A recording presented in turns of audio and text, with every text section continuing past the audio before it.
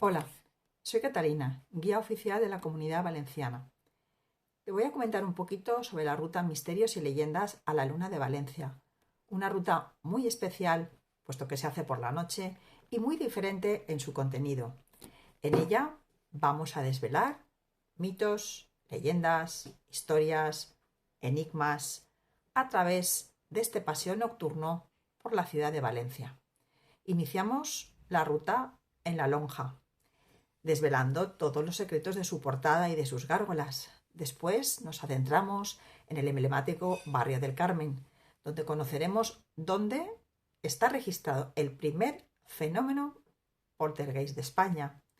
Finalizamos la ruta en las inmediaciones de la catedral, en donde una actuación musical exclusivamente para vosotros va a poner un broche final a una noche llena de misterios.